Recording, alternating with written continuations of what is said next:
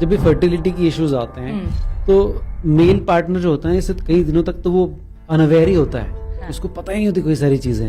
तो ऐसे में स्पेशली जब अगर फीमेल या उसकी पार्टनर इस चीज से जूझ रही है तो उसकी रिस्पॉन्सिबिलिटी क्या बनती है, किस तरह से टेक केयर करे, इस बारे में थोड़ी सी प्लीज बात करें। अगर हम अंडर स्ट्रेस इस चीज को बहुत ज्यादा सोच रहे हैं या प्रेशर के अंदर बेबी को प्लान कर रहे हैं कि अब बच्चा नहीं हो पा रहा, बहुत टाइम हो गया, सोशल प्रेशर है या अब हो जाना चाहिए, नहीं हो पा रहा है, तो उस कंडीशन में मैंने ये भी देखा है कपल्स आते हैं मेरे पास, सारे टेस्ट करवा के लेकर आए होते हैं, सारे टेस्ट नॉर्मल होते हैं, फिर भी कंसेप्शन नहीं। टाइमली प्लान करोगे तो रिजल्ट्स भी दिखेंगे। इनफैक्ट टाइमली प्लान करने पर ही सारे इश्यूज जल्दी पकड़ में भी आते हैं और क्योर भी हो जाते हैं। यही मानना है हमारी आज की एक्सपर्ट डॉक्टर प्रगति गुप्ता का, जो कि एक फर्टिलिटी एक्सपर्ट हैं और उन्होंने हमारे शो द नवनीत शो पर पीसीओडी, पीसीओएस और फर्टिलिटी को लेकर बहुत खुलकर बातचीत करी।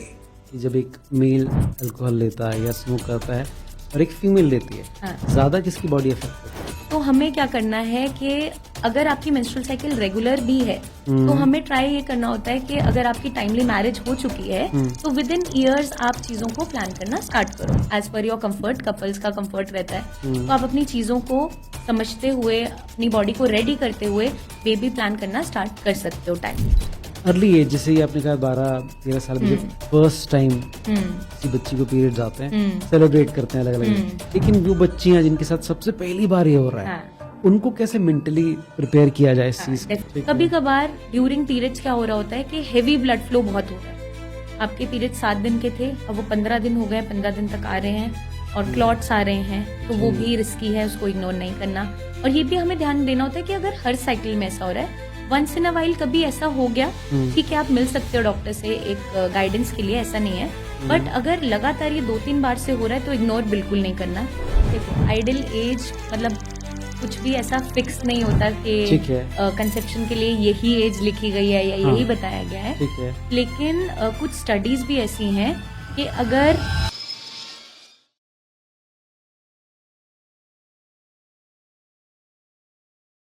मेरा सबसे पहला क्वेश्चन ही यही आता है कि ये जो फर्टिलिटी के इश्यूज जो हैं वो लगातार बढ़ रहे हैं लड़कियों में, क्या रीजंस हैं इसके पीछे?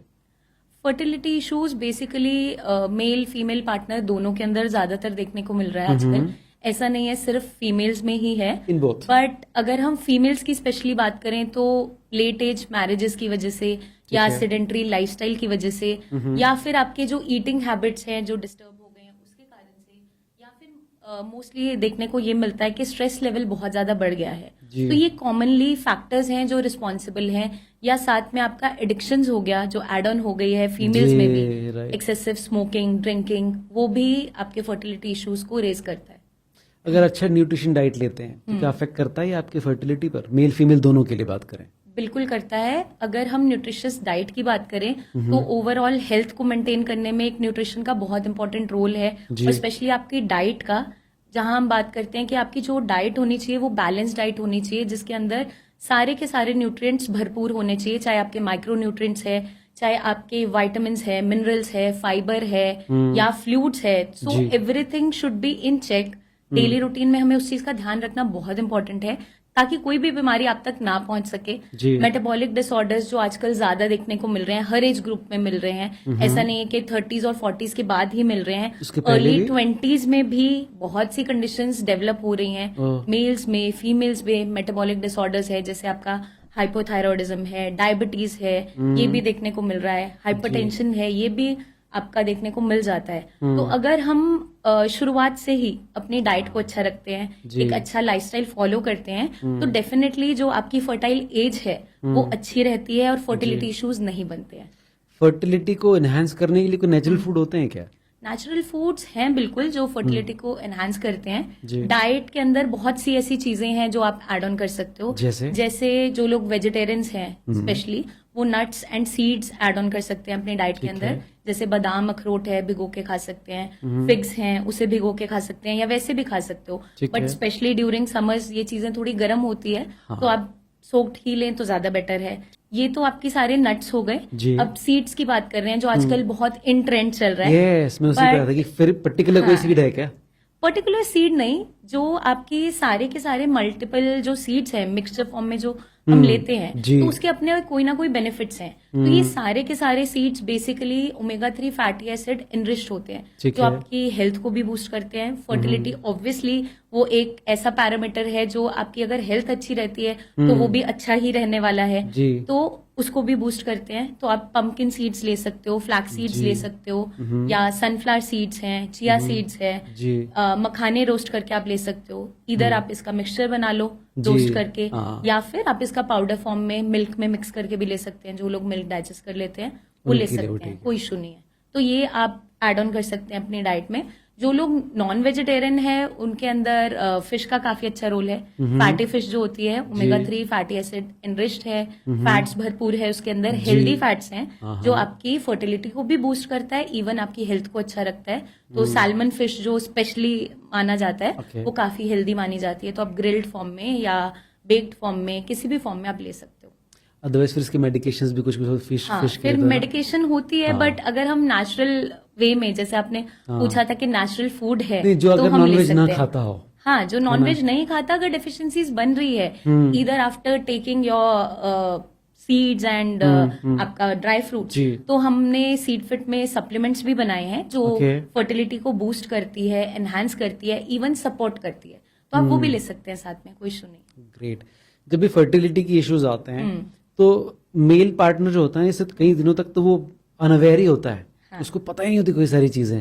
तो ऐसे में स्पेशली जब अगर फीमेल या उसकी पार्टनर इस चीज से जूझ रही है तो उसकी रिस्पॉन्सिबिलिटी क्या बनती है, किस तरह से टेक केयर करे, इस बारे में थोड़ी सी प्लीज बात करें। हाँ, क्योंकि मोस्टली देखो एक ये सोशल टैबू है जी। कि अगर बच्चा नहीं हो रहा है हाँ। तो फीमेल को ही रिस्पॉन्सिबल ठहराया जाता है। yes. चाहे एक सोसाइटी के अंदर देखें या घर के अंदर देखें, फैमिली के अंदर जी। देखें, तो पहले तो इवन टेस्ट भी नहीं होते थे कि मेल पार्टनर के कोई टेस्ट भी करवाए जाए। बहुत बाद सारे में शुरू टेस्ट हुए। के थ्रू फीमेल्स जा रही होती थी, जी। सारी बेयरिंग्स वो झेल रही होती थी कि कुछ भी अगर सुनना पड़ रहा है कि बच्चा नहीं हो रहा, तो या सारी फिर महिलाएं सुनती फिजिकली हैं। बेयर कर रही हैं वो, जी। या इमोशनली बेयर कर रही हैं, या हेल्थ इश्यूज भी बेयर कर रही हैं, तो सोनली उन्हें रिस्पॉन्सिबल ठहराया जाता था। तो अब एटलीस्ट ये अवेयरनेस आ चुकी है, काफी हद तक आ रही है जी। कि दोनों ही पार्टनर्स का हेल्दी होना बहुत इंपॉर्टेंट है। और कुछ केसेस मैंने ऐसे भी देखे हैं जहां पर मेल और फीमेल पार्टनर दोनों ही हेल्दी हैं बट फिर भी कंसेप्शन नहीं हो पा रहा। ओह, तो इसके वहां पीछे क्या कारण होते पर हैं जनरली? एक जो पैरामीटर है वो है स्ट्रेस। अगर हम अंडर स्ट्रेस इस चीज को बहुत ज्यादा सोच रहे हैं या प्रेशर के अंदर बेबी को प्लान कर रहे हैं कि अब बच्चा नहीं हो पा रहा, बहुत टाइम हो गया, सोशल प्रेशर है या अब हो जाना चाहिए, नहीं हो पा रहा है, तो उस कंडीशन में मैंने ये भी देखा है कपल्स आते हैं मेरे पास, सारे टेस्ट करवा के लेकर आए होते हैं, सारे टेस्ट नॉर्मल होते हैं, फिर भी कंसेप्शन नहीं हो पा रहा। तो मैं उन्हें यही समझाती हूँ, रिलैक्स करवाती हूँ और काउंसिल अप करती हूँ कि आपका मेंटली स्टेबल होना, मेंटली फिट होना, हेल्दी होना बहुत इंपॉर्टेंट है कंसेप्शन के लिए भी, क्योंकि अगर आप हेल्दी रहोगे तभी तो एक हेल्दी बेबी आगे आएगा। बट अगर आप ही हेल्दी नहीं है, इतने स्ट्रेस से आप बेयर कर रहे हो, इस दौरान आप कंसीव कर भी लेते हो तो भी मिसकैरेजेस हो जाते हैं या कोई ना कोई अनोमली बच्चे के अंदर आ जाती है। अगर मदर इतनी स्ट्रेसफुल कंडीशन में है, किसी को लड़का चाहिए, लड़का ही होना चाहिए, बट वो चीज हमें सोचना जरूरी है कि एक हेल्दी बेबी अगर हम चाहते हैं तो आपका खुद से हेल्दी रहना बहुत इंपॉर्टेंट है। जी, हम जिस शहर में बैठे हैं वो दिल्ली है और गुड़गांव है, क्या अभी भी इस तरह के केसेस आते हैं जहाँ पर फैमिली प्रेशर होता है कि बच्चा लड़का ही होना चाहिए?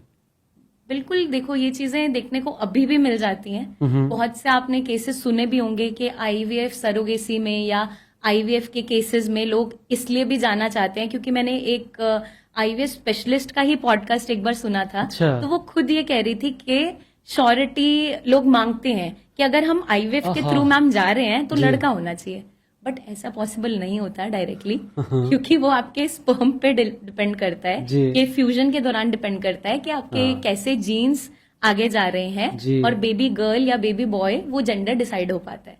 तो वो आपके हाथ में नहीं है, वो भगवान के हाथ में है और साइंस के हाथ में है कि क्या होने वाला है। बट इट्स इम्पॉर्टेंट कि जो भी बच्चा आपको मिले वो हेल्दी हो, क्योंकि हम डेली प्रैक्टिस में बहुत से ऐसे केसेस देखते हैं, बच्चे देखते हैं जिनको बहुत सी छोटी एजेस में ऑटोइम्यून डिजीजेस हो रहे हैं, क्योंकि मदर स्ट्रेस में रही है ड्यूरिंग प्रेगनेंसी कि लड़का होना चाहिए, घर वालों का पूरा स्ट्रेस था, आप यही खाओगे, आप इसी तरीके से चीजों को फॉलो करोगे क्योंकि ऐसा करने से लड़का होता है। तो ये मिथ्स अभी भी चलते हैं, ऐसा नहीं है।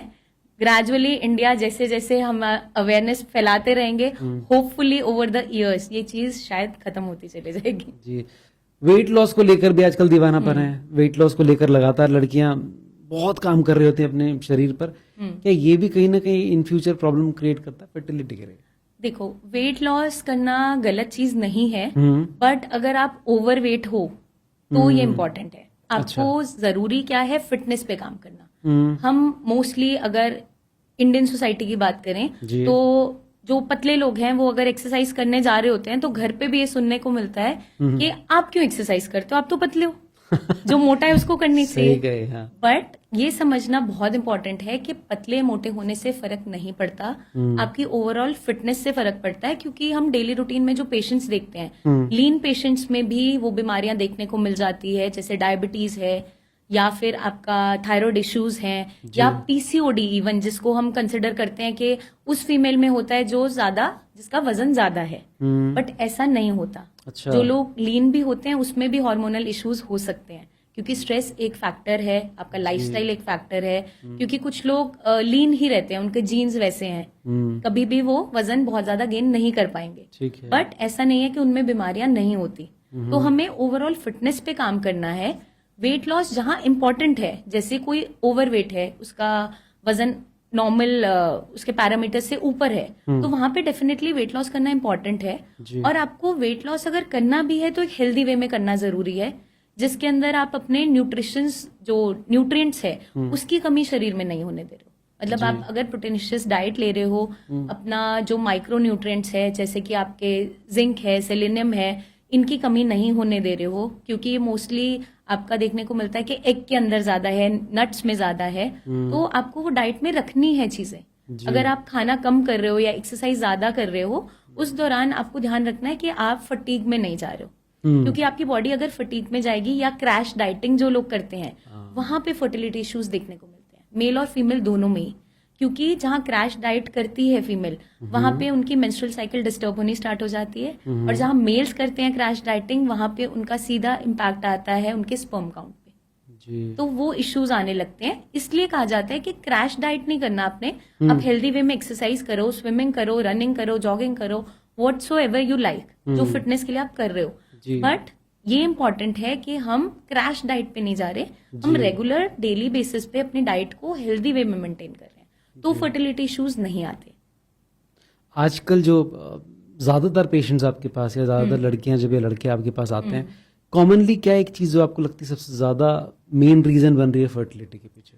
फर्टिलिटी इश्यूज के पीछे बेसिकली यस। देखो, फर्टिलिटी इश्यूज के पीछे बहुत सारे रीजंस आजकल प्रेवलेंट हो गए हैं। एक तो सबसे पहला है सेडेंटरी लाइफस्टाइल, क्योंकि हर किसी की मोस्टली डेस्क जॉब है, फील्ड वर्क अब नहीं रह गया, एक्सरसाइज उतनी नहीं रह गई। अगर फीमेल्स हाउसवाइफ भी हैं तो हाउस हेल्प साथ में होती है, तो आप फिजिकल वर्क नहीं कर रहे होते हो। ऐसा नहीं है कि सिर्फ जो वर्किंग फीमेल्स हैं उन्हीं में इश्यूज हैं, हाउसवाइफ भी हैं जो उनमें भी इश्यूज हैं, क्योंकि हेल्थ को वो प्रायोरिटी में नहीं रख रहे हैं। अगर वो हाउस हेल्प रख भी रहे हैं, सेडेंटरी लाइफस्टाइल फिर भी उनका बना हुआ है, तो उस कंडीशन में भी इश्यूज देखने को मिलते हैं। हार्मोनल इश्यूज मिल जाते हैं, पीसीओडी जैसी कंडीशन मिल जाती है, डायबिटीज है, थायराइड है, क्योंकि मोस्टली आपका खाना बाहर से आ रहा है, आप घर का खाना कम खाना पसंद कर रहे हो, जंक फूड का इंटेक बढ़ जाता है, ये बहुत बड़ा रीजन। और एडिक्शंस बहुत कॉमनली प्रेवलेंट है आजकल, चाहे स्मोकिंग है, अल्कोहल कंजम्पशन है, वो मेल्स फीमेल्स दोनों में ही है, इक्वली है। ऐसा नहीं है कि फीमेल्स में नहीं है, मेल्स में ही है। तो वो इशू भी है। स्ट्रेस फैक्टर एक बहुत इम्पॉर्टेंट एक रीजन है। मेल्स के अंदर भी हैवी स्मोकिंग, ड्रिंकिंग या यही लाइफस्टाइल जो अच्छे से हम फॉलो नहीं कर रहे, या रात को देर से सो रहे हैं, सुबह लेट उठ रहे हैं, चीजों को फॉलो नहीं कर रहे हैं, तो यही ज्यादातर हमें कारण देखने को मिलते हैं कि यही रिस्पॉन्सिबल होते हैं आगे चलकर फर्टिलिटी इश्यूज को बढ़ाने में। इनिशियली ऐसा कुछ नहीं होता कि फर्टिलिटी इश्यूज बन जाए इतना यंग एज में, या फिर बहुत जल्दी से बन जाए, बट ये सारे फैक्टर्स अगर हम इन पे ध्यान नहीं देते हैं इनिशियली स्टार्टिंग से, तो आगे चलकर फर्टिलिटी इश्यूज में लैंड अप हो जाते हैं। अगर इसको इस तरह से देखा जाए कि जब एक मेल अल्कोहल लेता है या स्मोक करता है और एक फीमेल लेती है, ज्यादा किसकी बॉडी इफेक्ट होती है? दोनों की ही इक्वली होती है। इक्वली होती है, हाँ, क्योंकि बायोलॉजिकली आपकी जो बॉडी बनी है, आपके हार्मोन्स अलग हैं, लेकिन एंजाइम्स और बाकी जो आपके सिस्टम है वो तो एक ही तरीके से वर्क करते ठीक है। हैं। मेल फीमेल हॉर्मोन्स अलग हो सकते हैं, हाँ। लेकिन अनाटॉमिकली ये डिफरेंस हो सकता है मेल और फीमेल में। जी। लेकिन जो लिवर के फंक्शन है हाँ, या हाँ। किडनी के फंक्शन है वो तो दोनों की बॉडी एक Same ही इक्वली है। संभालती है। Right. मेल्स में ये होता है कि उनकी बॉडी की टेंडेंसी है to gain weight over the abdomen, तो एब्डोमिनल फैट ज्यादा बढ़ने के चांसेस होते हैं। ठीक है। फीमेल में जो गेनिंग पार्ट होता है वो पेल्विक रीजन होता है, कमर से नीचे का नीचे का हिस्सा। तो जो फीमेल्स का वेट जिन फीमेल्स का वेट पेल्विक के अराउंड बहुत ज्यादा बढ़ रहा है, फैट बढ़ रहा है, या मेल्स में भी एब्डोमेन बेली के अराउंड फैट बढ़ रहा है, तो कहीं ना कहीं आपके लिवर इश्यूज या फिर हार्मोनल इश्यूज वो इंडिकेट कर रहा होता है। हाँ, तो इस कारण से दोनों पे ही इक्वली इसका इम्पैक्ट आता जी। है, और किडनीज भी सफर करती हैं, आपका लिवर भी सफर करता है, तो दोनों के लिए ही वो बराबर Equal है। इक्वल इम्पैक्ट है। जी। तो उससे हमें दूर ही रहना है। ओकेजनली अगर आप कर रहे हो, पार्टी में जा रहे हो, दैट इज ओके, वो भी लिमिट में, बट ये नहीं कि हैबिचुअल फॉर्म में हम उस चीज को ले रहे हैं। पर लिमिट में एक्चुअली कुछ होता नहीं है मेरे ख्याल से। लिमिट में वही है ना, फिर हैबिट धीरे धीरे ये yes, एडिक्शन में yes. कन्वर्ट हो जाती है। Right, right. हैबिट से वो एडिक्शन तक पहुंचने का जो सफर है वो कोई डिसाइड नहीं कर पाता, और ना हाँ, उस पे रोक लगा पाता है। इसीलिए जितना अवॉइड करें उतना अच्छा है हमारे लिए। ठीक बात है। अच्छा, जब किसी फीमेल में थकावट या उसको वीकनेस अगर लग रही है, क्या कहीं ये सिग्नल है कि उसको शायद आगे चलकर फर्टिलिटी इश्यूज हो सकते हैं? देखो, डिपेंड करता है कि किस एज में ये सिम्टम्स आ रहे हैं, ओके। क्योंकि एज टू एज चीजें वेरी करती है। बट हमारी रिप्रोडक्टिव एज जो हम बेसिकली मानते हैं, जो आइडियली देखा जाता है, वो 20 to 40 का विंडो है, ठीक है। 20 से 40 साल। जी। वो भी मोस्टली बिफोर 35 हम और ज्यादा उसको अच्छा काउंट करते हैं, क्योंकि आजकल अर्ली मेनोपॉज होना स्टार्ट हो जाता है 35 to 40 में। कुछ फीमेल्स में तो मेनोपॉज हो चुका होता है, मतलब पीरियड्स बंद ही हो जी, जाते हैं। जी। तो 20 से जो 35 की विंडो है वो यही है। मोस्ट फर्टाइल एज मानी जाती है। ठीक है। तो उस दौरान अगर फीमेल्स में थकावट बन रही है, वीकनेस फील कर रही हैं, या फिर मसल क्रैम्प्स बहुत ज्यादा आ रहे हैं, तो कई सारे इश्यूज हो सकते हैं। हार्मोनल इश्यूज भी हो सकते हैं, कुछ न्यूट्रिएंट्स की कमी भी हो सकती है। तो हम कैसे चेक कर सकते हैं? आप अपना ब्लड इन्वेस्टिगेशन करवा सकते हो, उसमें आप अपना कंप्लीट ब्लड काउंट चेक करवा सकते हैं कि प्लेटलेट्स डाउन तो नहीं है, हीमोग्लोबिन कम तो नहीं है, फीमेल अनीमिक तो नहीं है, और साथ के साथ हार्मोनल एसे करवा सकते हैं, जिसमें उसके हार्मोन्स का एग्जैक्ट आपको पता चलता है कि जो भी आपके हार्मोन्स है वो इन चेक हैं या नहीं है। तो बहुत से हार्मोन्स रिस्पॉन्सिबल होते हैं। कई बार विटामिन डी कम है, B12 कम है, तो भी वीकनेस थकावट होती है। अच्छा। मल्टीपल पैरामीटर्स है, या आप खाना अच्छे से नहीं खा पा रहे हो, या स्ट्रेस बहुत ज्यादा है, नींद नहीं आ रही, तो कई सारे रीजंस है। तो हम इसको रूल आउट कर सकते हैं रूटीन चेकअप के साथ, और अपने डॉक्टर से गाइडेंस लेते हुए। अब इस चीज को मतलब इग्नोर नहीं करना। अगर ये फ्रीक्वेंटली हो रहा है, कभी कभार हो रहा है, ड्यूरिंग पीरियड्स हो रहा है, पीरियड्स के कुछ दिन पहले हो रहा है, दैट इज कम्प्लीटली ओके, क्योंकि वो एक साइकिल इस तरीके से चलती है। बट अगर उसके बावजूद भी ऐसा रोज ही बन रहा है, तो definitely something is wrong with in, तो आपको चेक करना बहुत इंपॉर्टेंट है। कूल। आपने मेंस्ट्रुएशन की बात की। मेंस्ट्रुएशन साइकिल भी कहीं ना कहीं एक इंडिकेशन होता है इस चीज को लेकर कि अगर आपकी साइकिल प्रॉपर है तो पॉसिबिलिटी कि आप नॉर्मली कंसीव कर सकते हैं। देखो, मेंस्ट्रुअल साइकिल अगर रेगुलर है तो चांसेस बढ़ जाते हैं जी। आपका कंसेप्शन के। हाँ। बट कई बार मेंस्ट्रुअल साइकिल रेगुलर होने के बावजूद भी कंसेप्शन नहीं हो पा रहा होता है, Okay. क्योंकि एग की क्वालिटी डिटेरियोरेट हो रही होती है, एग रिजर्व कम हो रहा होता है एजिंग के साथ। एजिंग के साथ जैसे नॉर्मल एजिंग प्रोसेस है, तो एक एज के बाद आपकी बॉडी का हर एक ऑर्गन एजिंग की तरफ बढ़ता है। ठीक बात मतलब है। जैसे अगर हम किडनीज की बात करें फॉर एग्जांपल, उसकी फिल्ट्रेशन कैपेसिटी भी एज के साथ साथ कम होती चली जाती ठीक है। है। तो वो हम GFR का टेस्ट करते हैं, उसमें हमें पता चलता है कि वो एज के साथ अब कम काम कर रहा है, अदर दैन आपका कोई डिजीज हो। जी। वैसे ही आपका एग्जैक्टली फर्टाइल विंडो भी है या फर्टिलिटी भी है, कि एजिंग के साथ साथ उस पे कुछ ना कुछ डिप्लीशन की वो तरफ जा रहा होता है, या कोई इश्यूज आ सकते हैं। तो हमें क्या करना है कि अगर आपकी मेंस्ट्रुअल साइकिल रेगुलर भी है, तो हमें ट्राई ये करना होता है कि अगर आपकी टाइमली मैरिज हो चुकी है, तो विद इन ईयर्स आप चीजों को प्लान करना स्टार्ट करो as per your comfort. Couples का कंफर्ट रहता है, तो आप अपनी चीजों को समझते हुए, अपनी बॉडी को रेडी करते हुए बेबी प्लान करना स्टार्ट कर सकते हो टाइमली। जी। अगर जहां हम बात करते हैं लेट मैरिजेस की, वहां पे तो चीजें डिफरेंट हो जाती है, डिफिकल्ट भी हो जाती है।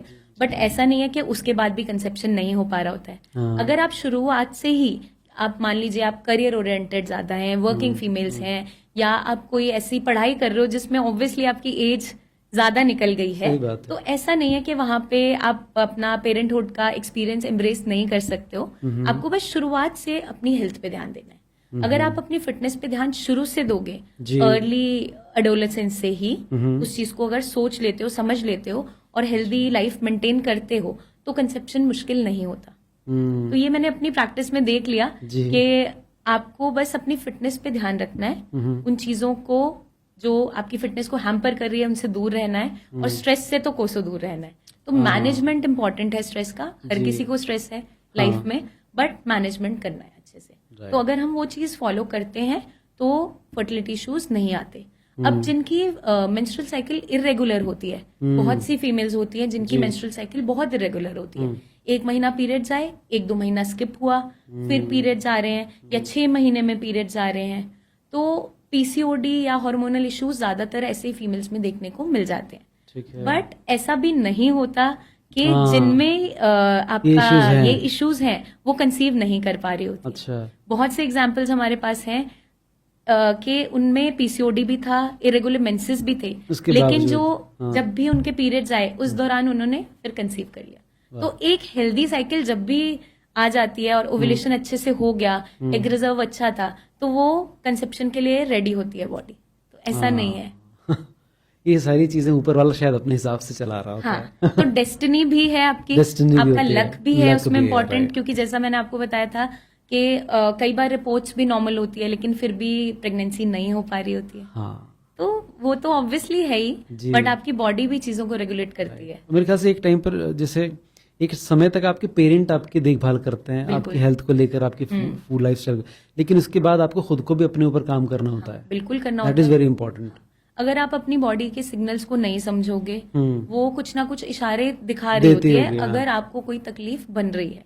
हम इग्नोर करते हैं, जी। हम उस चीज को निग्लेक्ट करते हैं, और कॉम्प्लिकेशन जब तैयार हो जाती है तब हमें समझ में आता है कि कुछ हो गया है। तो कई सारे ऐसे early warning science and symptom होते हैं जी। फीमेल बॉडी में जो पहले से वो दिखा रही होती है। हाँ। कि अगर आपकी मेंसेस इरेगुलर होने लग गए हैं, या फिर खुल के पीरियड्स नहीं आ रहे, 1-2 दिन के लिए पीरियड्स आ रहे हैं, जो आपका 6-7 डेज का साइकिल होना चाहिए था वो नहीं आ रहा है, जी। फ्लो प्रॉपर नहीं आ रहा, स्पॉटिंग हो रही है, जी। तो कहीं ना कहीं डेफिनेटली आपकी बॉडी में कुछ ऐसा चल रहा है जिसके कारण से वो हैम्पर हो रहे हैं। तो एक फीमेल की जो आप कह लीजिए कि उसकी हेल्थ का जो एक रिपोर्ट कार्ड है, जी। वो एक अच्छा मेंस्ट्रुअल साइकिल है डेफिनेटली। हाँ। तो हेल्दी होना बहुत इंपॉर्टेंट है उसके लिए। और एक घर के बच्चों को, स्पेशली लड़कों को, पुरुषों को इस चीज को कैसे समझना चाहिए कि वो उस दौरान अपने घर की महिलाओं को सही तरीके से रिस्पेक्ट करे, उनको हेल्प करे। हाँ बिल्कुल। देखो, पहले तो ये चीज बहुत छुप के जी। की जाती थी, या बात ही फिर नहीं होती थी इस बात बारे ही में। नहीं होती थी, या अगर कोई सैनिटरी नैपकिन्स भी लेके आ रहा है तो रैप करके दे रहे हैं, छुपा के दे रहे हैं, जैसे कि जी। पता नहीं क्या हो गया। क्या ही लेकर आए। बट ये एक नेचुरल फिनोमेना है, नेचुरल प्रोसेस है बॉडी का, जी। क्योंकि एक फीमेल को कंप्लीट तभी माना जाता है जब वो मदरहुड को एम्ब्रेस करती है। जी। तो मदरहुड की जर्नी की शुरुआत ही आपकी मेनार्क से है। अगर आपको पीरियड्स आते हैं तभी आगे चलकर आप कंसेप्शन की तरफ जा सकते हो। जी। तो इसको हमें रिस्पेक्टफुली रखना चाहिए और एजुकेट भी करना चाहिए अपने फैमिली मेंबर्स को। अब तो इवन स्कूल में बहुत एजुकेशन प्रोग्राम्स हैं, और इवन साउथ इंडिया में तो इस चीज को सेलिब्रेट किया जाता है एज अ सेरेमनी। जैसे नॉर्थ इंडिया में मुंडन सेरेमनी होती है, या फिर नामकरण होता है, वैसे जनेऊ होता है, अन्नप्राशन होता है, वैसे ही जब फीमेल 12 to 13 ईयर्स की होती है, जब फर्स्ट पीरियड आता है, तो प्रॉपर एक फंक्शन किया जाता है साउथ इंडिया में। पूरा उस चीज को सेलिब्रेट किया जाता है, अनाउंस किया जाता है कि now she is ready to give birth to another progeny. मतलब एक फेज वो स्टार्ट हो गया है। राइट। तो उसको बहुत रिस्पेक्टफुली माना जाता है। बट वहीं हम इस चीज को ऐसे छुपाकर या टैबू बनाते हुए या गलत तरीके से लेते हुए हम करते हैं।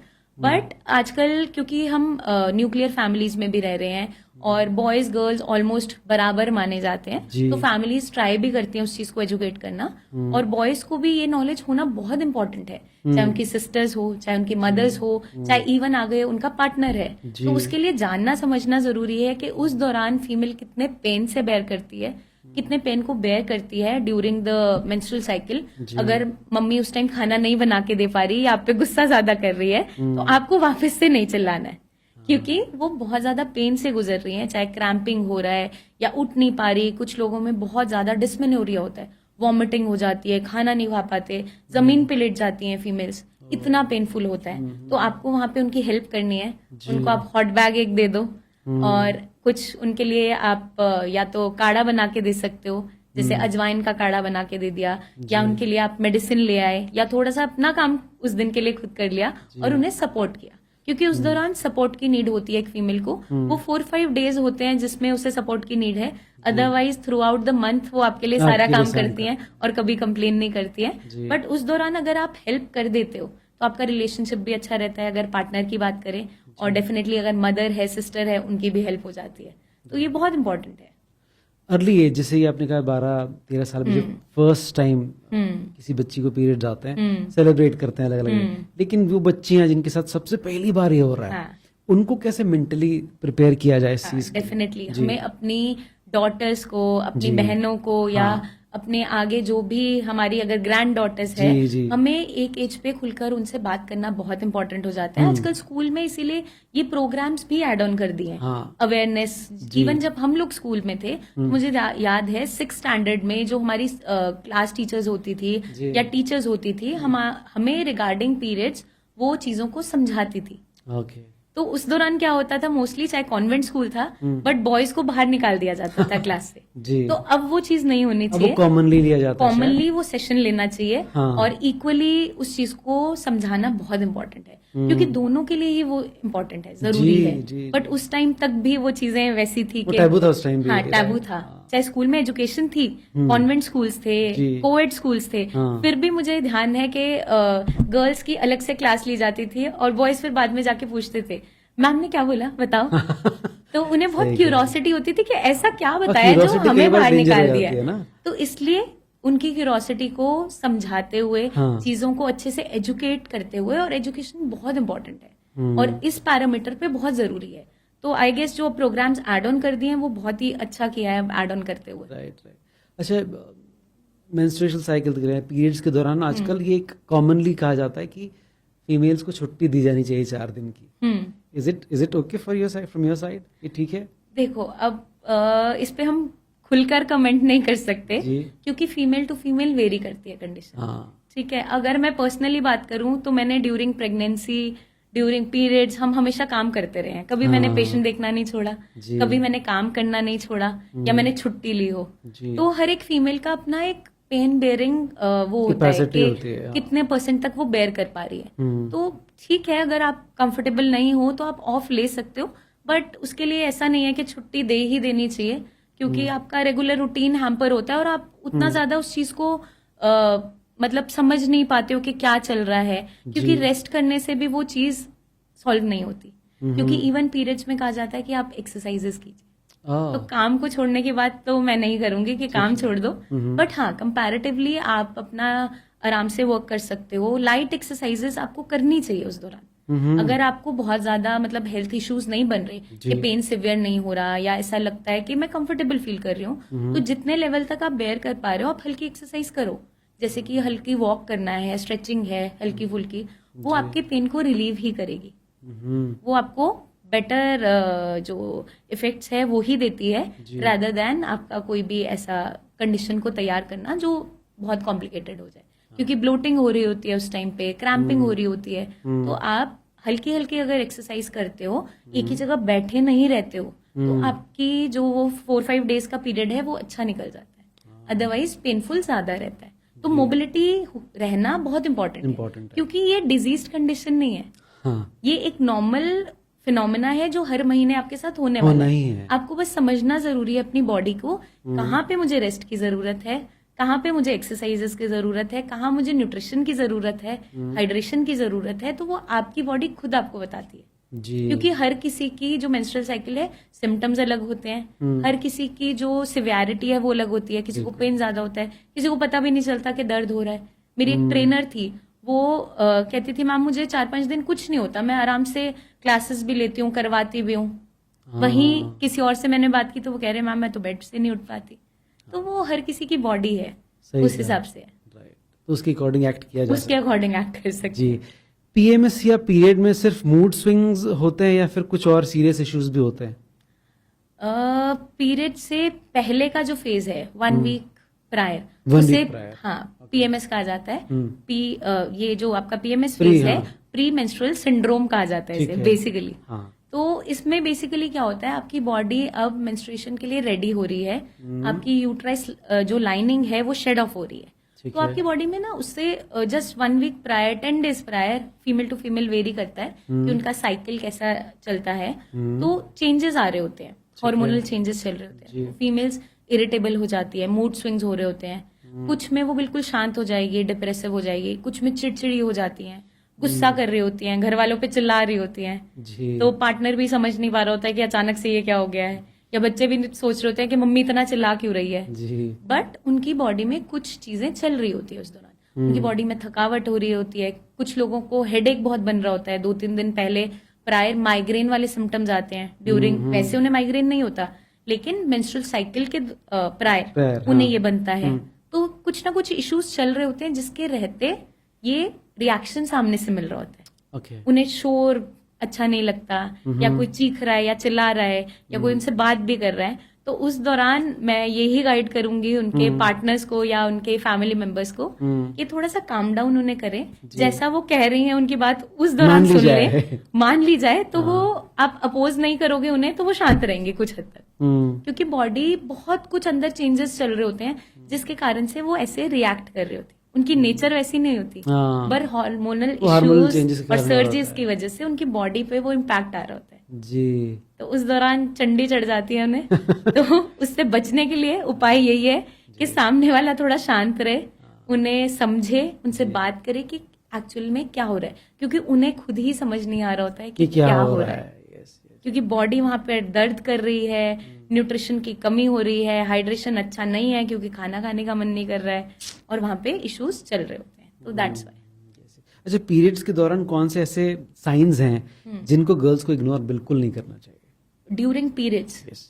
अगर हम ड्यूरिंग पीरियड्स की बात करें, मतलब एक बार मेंस्ट्रुअल साइकिल आ गई है, जी। फर्स्ट डे आपका है, स्टार्ट हो गई है, अगर आपकी कॉन्टिन्यूस जो साइकिल है, चाहे एवरी मंथ जो आ रही है, टाइम टू टाइम आ रही है, बट उसमें आपको फ्लो अच्छा नहीं आ रहा, और ये ऐसा लंबे समय से बन रहा है, एक आधी साइकिल में नहीं हो रहा, आपने नोटिस किया कि 6-7 महीने से रेगुलर ऐसा चल रहा है, तो इसको इग्नोर नहीं करना है, क्योंकि हार्मोनल इश्यूज की वजह से या फिर आपके बॉडी में अगर खून की कमी है उस कारण से भी फ्लूइड जो आपके पीरियड्स आ रहे होते हैं वो कम आ रहे होते हैं, स्पॉटिंग हो रहा होता है और ब्लड फ्लो उतना अच्छा नहीं होता है। तो इसे इग्नोर नहीं करना है, आपने डॉक्टर से मिलना है, कुछ टेस्ट की रिक्वायरमेंट है तो आप उनसे पूछिए और उस चीज को सॉल्व कीजिए। कभी कभार ड्यूरिंग पीरियड्स क्या हो रहा होता है कि हेवी ब्लड फ्लो बहुत हो रहा है, आपके पीरियड 7 दिन के थे, अब वो 15 दिन हो गए, 15 दिन तक आ रहे हैं और क्लॉट्स आ रहे हैं, तो वो भी रिस्की है, उसको इग्नोर नहीं करना। और ये भी हमें ध्यान देना होता है कि अगर हर साइकिल में ऐसा हो रहा है,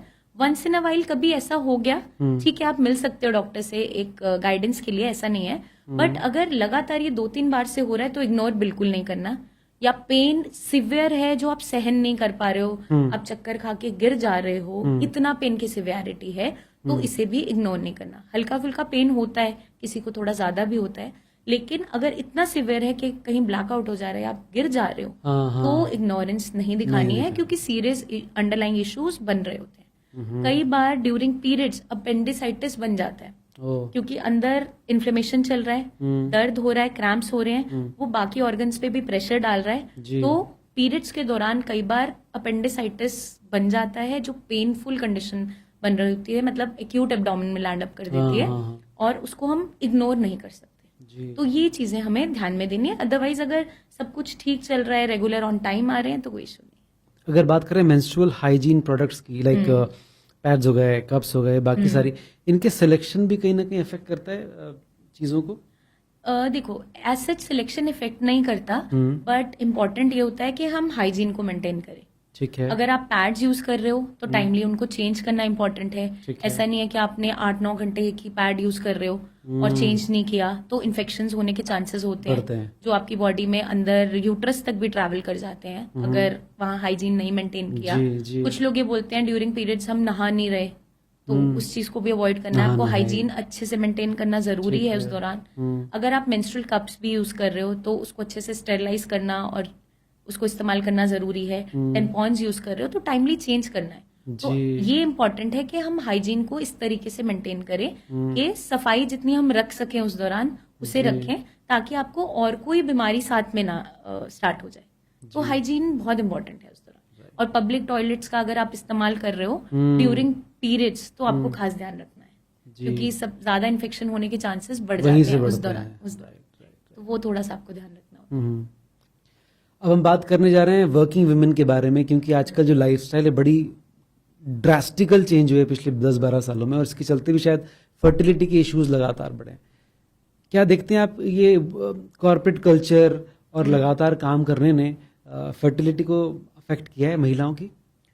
फीमेल्स में अगर फर्टिलिटी इश्यूज की बात करें हम जी, तो अगर वर्किंग फीमेल्स हैं और स्ट्रेस फैक्टर, जैसे मैंने पहले भी आपको डिस्कस किया, क्योंकि स्ट्रेस बढ़ गया है तो उस कारण से भी इश्यूज देखने को मिलते हैं। ठीक है। या अब जैसे डेस्क जॉब की हम बात कर रहे थे कि सेडेंटरी लाइफस्टाइल है, तो हर किसी का सेडेंटरी लाइफस्टाइल है, चाहे मेल है चाहे फीमेल है, क्योंकि जो आपका वर्क प्रोफाइल है वो इस तरीके से ही हो गया है कि आप सेडेंटरी लाइफस्टाइल के अंदर फॉल करते हैं। तो अगर ये कॉन्टिन्यूस बना रहता है, हम एक्सरसाइज पे ध्यान नहीं देते, फिटनेस पे ध्यान नहीं देते, तो डेफिनेटली फीमेल्स में हार्मोनल इश्यूज ज्यादा बढ़ जाते हैं, या फिर उनकी साइकिल्स इरेगुलर होने लग जाती है स्ट्रेस के कारण से, या नींद पूरी नहीं हो रही है क्योंकि नाइट शिफ्ट्स भी होती हैं। तो आपकी बॉडी का जो मेटाबॉलिज्म है वो उस तरीके से नहीं बना है कि वो नाइट शिफ्ट्स को फॉलो कर सके। बट अब कुछ लोगों का काम ही इस तरीके से है कि नाइट शिफ्ट्स ही होती है, कॉल सेंटर्स हो गए, या फिर अदर उनके जो कोई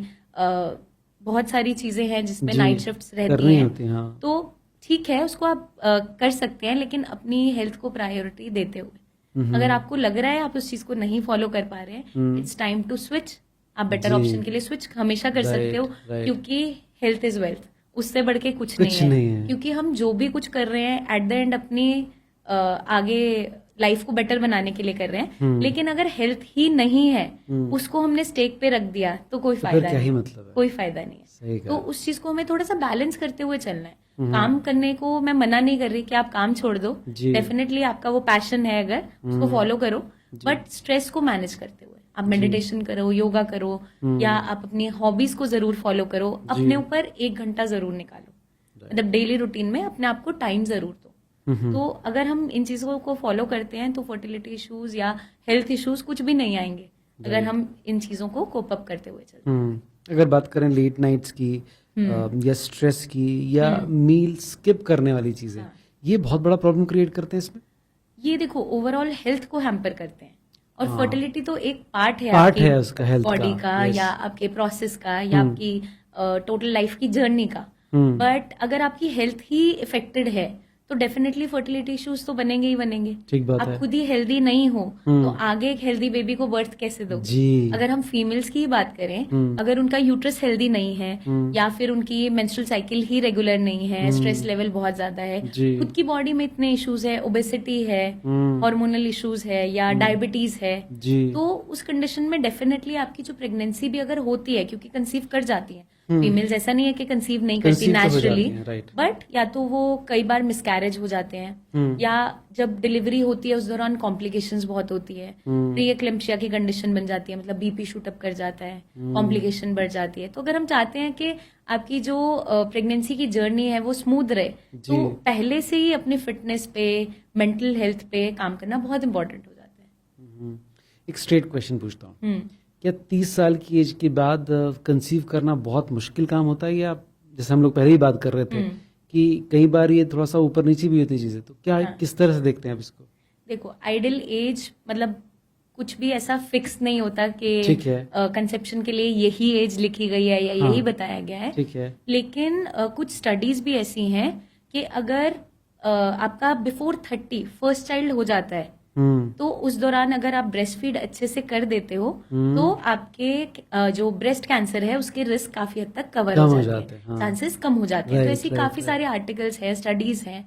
तो उसमें यही कहा जाता है कि plan your first kid before your 30। But अब मान लीजिए किसी की शादी ही तब तक नहीं हुई है, पोस्ट 30 वो मैरिज प्लान कर रहे हैं अपनी जो कि आजकल बहुत कॉमन हो गया है। कॉमन है, बहुत कॉमन है, मेल्स में, फीमेल्स में लेट मैरिजेस बहुत कॉमन है। तो अगर आपकी लाइफस्टाइल हेल्दी है, जैसे मैंने आपको बताया, फिटनेस ठीक है, तो जो कॉम्प्लिकेशंस है वो कम आती हैं। ऐसा नहीं है कि कॉम्प्लिकेशंस आएंगी ही आएंगी। तो अगर हमें पता है कि हम मैरिज का प्लान लेटर एजेस में ही कर रहे हैं और हमारी पढ़ाई ऐसी है या हमारा करियर ऐसा है, तो पहले से ही कुछ चीजें हम स्टार्ट कर सकते हैं। ध्यान रखना, जैसे अपनी सप्लीमेंटेशन पे आप फोकस कर सकते हो, कुछ आयुर्वेदिक हर्ब्स है अपनी डेली रूटीन में आप एड ऑन कर सकते हो। जी, it's not only about fertility, वो आपकी ओवरऑल हेल्थ को अच्छा रखेगी। ओवरऑल हेल्थ अच्छी रहेगी तो फर्टिलिटी इश्यूज डेफिनेटली नहीं आएंगे। आपके हार्मोन्स इन चेक रहेंगे, स्ट्रेस लेवल कम रहेगा। तो जैसे अश्वगंधा है, शतावरी है, पुत्र जीवक है, कौंच है, ये बहुत सी हर्ब्स है जो हम डेली बेसिस पे वैसे भी कंज्यूम कर सकते हैं, not only to plan the kid, अपनी बॉडी को अच्छा रखने के लिए भी। जैसे शिलाजीत है, it is for male and female both. हाँ, it can be used in male and female both. Okay, हम ऐसा सोचते हैं या पढ़ते भी हैं कि Shatavari is only for females, हाँ, ऐसे मिथ्स हैं, या Shilajit is only for males, ऐसा नहीं है। जैसे हम आंवला है, कोई भी खाता है उसको बेनिफिट्स ही मिलते हैं ना। तो ये मल्टी मिनरल्स हैं जो आपके आयुर्वेदिक हर्ब्स में है। जैसे शिलाजीत हो गया, वो मिनरल एनरिच्ड है। तो जैसे आप सप्लीमेंट खाते हो कोई भी, उसी तरीके से काम वो करता है। तो मेल फीमेल दोनों में, क्योंकि आजकल तो बहुत आपने देखा भी होगा, शिलाजीत को लोग बहुत प्रमोट कर रहे हैं, लेकिन एक फिक्स्ड रेशो में लेना इंपॉर्टेंट होता है। तो इसीलिए हमने सीड फिट में सप्लीमेंट्स भी बनाए हैं जो आपकी ओवरऑल फर्टिलिटी को भी बूस्ट करते हैं और ओवरऑल हेल्थ को भी अच्छा रखते हैं। तो आप ये लेना अगर स्टार्टिंग से ही शुरू कर देते हो, क्योंकि आपको पता है कि आगे चलकर ये इश्यूज देखने को मिल सकते हैं, तो उसमें कोई भी साइड इफेक्ट्स नहीं है, कोई भी परेशानी नहीं है, क्योंकि एज अ सप्लीमेंट ये काम करते हैं। तो जैसे हम विटामिन डी, B12 के सप्लीमेंट्स लेते हैं, उसी तरीके से आप ले सकते हो। ये आपको हेल्दी ही रखेंगे और आपकी बॉडी को अच्छे से रिजुवनेट रखेंगे, ताकि एजिंग का प्रोसेस भी जो है वो स्लो डाउन हो जाए। आपके कोई ऐसे रिजल्ट्स या सक्सेस स्टोरीज हैं जो कि आप हमारे साथ शेयर कर सकती हैं? बिल्कुल हैं हमारे पास सक्सेस स्टोरीज, ठीक है। और पेशेंट्स की ही वो स्टोरीज हैं। तो हमारे एक कपल थे जो पेशेंट थे, उन्होंने 5 इयर्स काफी ज्यादा ट्राई किया कंसीव करने का, कंसीव नहीं कर पा रहे थे। अब उन्होंने नेचुरली कंसीव कर लिया है with the help of supplements जो हमने उन्हें गाइडेंस दिया था, डाइट प्लान दिया था, लाइफस्टाइल में चेंजेस करने के लिए कहा था। तो अब उन्होंने कंसीव कर लिया है। तो वो हमारे लिए बहुत ही एक पॉजिटिव रिस्पॉन्स भी होता है और अच्छा भी फील होता है कि हम जो चीज करना चाह रहे हैं वो मदद उन्हें दे पा रहे हैं। राइट। अच्छा, अगर हम ये पूछें कि कितने समय तक वेट करना चाहिए कि नॉर्मली नेचुरली कंसीव हो जाए, और उसके बाद फिर ऐसा लगता है कि this is the time period, ये चला गया, now I should go to doctor? ठीक है, देखो इसमें टाइम फ्रेम जो बेसिकली मतलब हम बात करते हैं, तो अगर हम बात करें, अगर आप 1 ईयर से ट्राई कर रहे हो कंसीव करने का, ईदर आफ्टर अनप्रोटेक्टेड अगर हम 1 ईयर से ट्राई कर रहे हैं either after having unprotected sex, तब भी कंसेप्शन नहीं हो रहा है, तो हम उसको इनफर्टिलिटी में काउंट करते हैं। बट उन्होंने मेक श्योर कि 1 ईयर तक उन्होंने ट्राई किया हो कंसेप्शन के लिए, जी, तो वो फेज, उसके बाद उसे हम इनफर्टाइल के अंदर काउंट करते हैं। और तब भी हमें टेस्ट करवाने चाहिए कि क्या इश्यू आ रहा है बेसिकली, क्योंकि कई बार हम IVF पे जाने से पहले चीजों को मेकआउट ही नहीं कर पा रहे होते कि चल क्या रहा है। नेचुरल कंसेप्शन नहीं हुआ 1 साल तक और हम सीधा स्विच कर जाते हैं IVF की तरफ। हम बहुत से रास्ते क्रॉस करते हुए सीधा जंप लेते हैं IVF क्योंकि आजकल बहुत कॉमन हो गया है, सबको लगता है इजी है, कंसीव हो जाएगा, एक ही बार में हो जाएगा, बट ऐसा नहीं होता क्योंकि उसके भी फेलियर रेट्स हैं। राइट। तो ऐसा नहीं है कि वो सक्सेसफुल एक ही बार में होगा, क्योंकि मैंने बहुत से पेशेंट्स देखे हैं जो हमारे पास विजिट करते हैं, बताते हैं मैम हमने मल्टीपल IVF साइकिल्स ले लिया लेकिन कंसेप्शन नहीं हो रहा, और फीमेल की हेल्थ बहुत डिटेरियोरेट कर जाती है, इमोशनल ट्रॉमा बहुत होता है, फिजिकल ट्रॉमा बहुत है, क्योंकि हार्मोनल साइकिल्स चलती हैं फीमेल के लिए, और मूड स्विंग्स बहुत हैं, कई सारी चीजें फेस करनी पड़ती है, प्लस फाइनेंशियल ड्रेन तो है ही हर साइकिल में। तो ऐसा नहीं है कि एक फेल हो गई तो नेक्स्ट फ्री में होने वाली है, तो आपको पे करना ही पड़ता है। तो अगर हम चाहते हैं कि ये सारी कॉम्प्लिकेशन से हम बचते चले जाएं, तो इनिशियली जब आपको लगता है 1 साल हो चुका है, आपने ट्राई कर लिया बट कंसीव नहीं हो रहा नेचुरली, तो आपको टेस्ट रन करने बहुत इंपॉर्टेंट हो जाते हैं, मेल और फीमेल दोनों को ही। वहां पे बहुत इंपॉर्टेंट हो जाता है, क्योंकि कई बार फीमेल में कुछ इश्यूज बन रहे होते हैं, उनकी फेलोपियन ट्यूब के अंदर ब्लॉकेज है, बट वो पता ही नहीं चल रहा होता है कि ऐसा कुछ है। तो उसके लिए टेस्ट करवाने जरूरी है, आपका अल्ट्रासाउंड होना जरूरी है, आपका एक HSG करके टेस्ट होता है वो करना जरूरी है। वो एक आपका अल्ट्रासाउंड और एक्सरे की तरह ही होता है कि जिसमें पता चलता है कि अंदर कोई ब्लॉकेज तो नहीं है, वो पेटेंट है। वो एरिया पेटेंट होना इम्पोर्टेंट है जहाँ पे फर्टिलाइजेशन होने वाली है, जहाँ पे आपका एग और स्पर्म मीट करेगा और फर्टिलाइज होगा। तो अगर वो एरिया ही बंद है, तो फिर चाहे कैसे? आपका साइकिल रेगुलर हो, चाहे स्पर्म काउंट अच्छा हो, मोटिलिटी अच्छी हो, कंसेप्शन होगा ही नहीं। हाँ, तो वो बहुत इंपॉर्टेंट हो जाता है। जी। वैसे ही सिमिलरली मेल्स के लिए इंपॉर्टेंट है, उनका सीमन एनालिसिस होना बहुत इंपॉर्टेंट है कि स्पर्म काउंट ठीक है। सिर्फ स्पर्म काउंट ठीक होने से भी काम नहीं बनता, मोटिलिटी अच्छा होना जरूरी है, उसकी मोफोलॉजी ठीक होनी जरूरी है, मतलब जो स्पर्म है वो अच्छे से फर्टिलाइज करने की कैपेबिलिटी रखता है। हो, हाँ। तो ये जरूरी है, एक हेल्दी स्पर्म होना जरूरी है, जी। क्योंकि तब जाके ही आपका जो कंसेप्शन है वो होगा और आगे प्रेगनेंसी आपका टिल जो वो 10 मंथ्स का फेज हम मानते हैं, 40 वीक्स का फेज मानते हैं, वो सही निकलेगा। हाँ। कोई मिसकैरेज नहीं होगा, कोई चांसेस नहीं है कि एनॉमली होगी, क्रोमोसोमल डिफेक्ट होगा, तो वो चांसेस हम केटर कर देते हैं वहीं पे।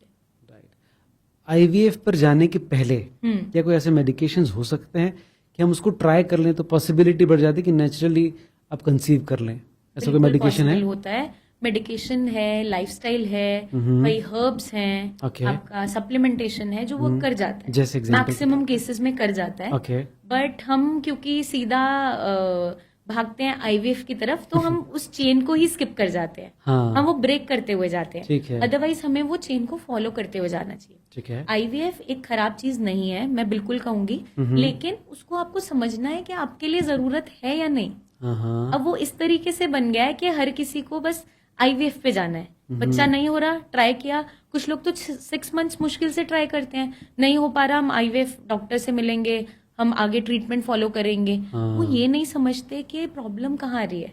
तो इसलिए डायग्नोसिस होना इम्पोर्टेंट है कि मेल फीमेल पार्टनर में कुछ दिक्कत तो नहीं है, जी। कोई सीरियस इश्यूज तो नहीं है जिसकी वजह से कंसीव नहीं हो रहा, या आपके कोई ऐसे इश्यूज तो नहीं आ रहे, चाहे कोई साइकोलॉजिकल इशू हो, स्ट्रेस फैक्टर है, कोई इश्यूज है जिसके कारण से आप कंसीव नहीं कर पा रहे हो, या कंसेप्शन हो रहा है और फिर मिसकैरेज हो जा रहा है। जी। तो हमें उस चेन को फॉलो करना चाहिए आइडियली। मेरे पास पेशेंट्स आते हैं IVF करवाने के बाद, अब मैम हमें अब क्या करें? नेचुरली कंसीव करने में मदद करो। तो वो एक चेन का जो साइकिल जो एक समय था वो निकल गया आपका? समय निकल जाता है, बट ऐसा नहीं है कि वहां भी चांसेस नहीं होते, वहां लेकिन मेहनत ज्यादा लगती है, बॉडी को रेडी करना पड़ता है दोबारा से, क्योंकि वो जो साइड इफेक्ट्स आए हैं आफ्टर IVF उसे मुझे पूरा ठीक से ठीक करना है।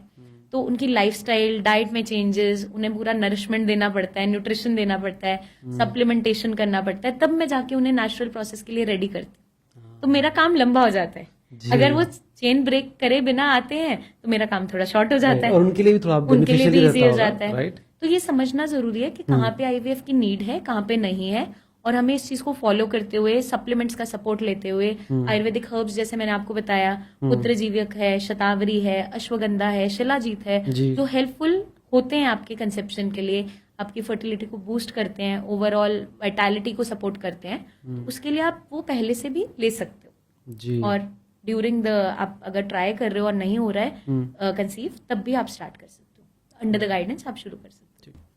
तो अगर पहले तो एक टाइम था जब हर चीज के लिए महिलाओं को ये दोषी ठहराया जाता था, फिर बाद में मेडिकल के चलते ये सारी चीज सामने आई, तो एक मेल का रोल क्या होता है? अगर कंसेप्शन डिले हो रहे हैं तो क्या प्रॉब्लम्स हो सकती है मेल की पार्ट पे अगर देखें? देखो, मेल और फीमेल पार्टनर दोनों ही रिस्पॉन्सिबल है एक हेल्दी कंसेप्शन के लिए। जी। ये सबसे पहले समझना जरूरी है। अपने आप को इक्वल ट्रीट करना बहुत इंपॉर्टेंट है, दोनों को एक इक्वालिटी पे स्टैंड करना पड़ता है कि दोनों का ही हेल्दी रहना इंपॉर्टेंट है एक हेल्दी कंसेप्शन के लिए। जी। अब मेल्स में इशू आता है कि सोशल टैबू की वजह से, सोशल प्रेशर की वजह से, पीयर प्रेशर की वजह से वो इस बीमारी के या इस परेशानी के बारे में डिस्कस ही नहीं करते। उनके पास डिस्कस करने के लिए कोई नहीं होता। कभी कभार हमारे पास ऐसे भी कपल्स आते हैं जहां पे उसने अपनी पार्टनर को इस बीमारी के या इस परेशानी के बारे में नहीं बताया होता। तो आप इस चीज को समझो कि कितना बड़ा टैबू है कि वो खुलकर अपने पार्टनर से तक नहीं बात कर पा रहा। तो उनके लिए हम बहुत अच्छे से काउंसिल करते हैं, उन्हें इस चीज को समझाते हैं कि अगर ऐसे कोई इश्यूज हैं वो सॉल्व हो सकते हैं, आपको इतना स्ट्रेस नहीं लेना, जी आपको इस चीज को सॉल्व करना इम्पोर्टेंट है। इसीलिए मैं बोलती हूँ कि इक्वल स्टैंड होना बहुत इम्पोर्टेंट है। तो अगर कोई भी परेशानी आ रही है, अपने डॉक्टर से मिलकर डिस्कस करो। आप अपने फैमिली मेंबर से अगर नहीं डिस्कस कर पा रहे हो, एटलीस्ट अपने पार्टनर से डिस्कस करो, क्योंकि उनके लिए जानना समझना बहुत जरूरी है। कई बार फीमेल अपने आप को दोषी ठहरा रही होती है कि कंसीव नहीं हो पा रहा, मुझ में दिक्कत है या हो नहीं रहा, बट उसे नहीं पता कि सामने से मेल पार्टनर में ही कोई ना कोई कमी है।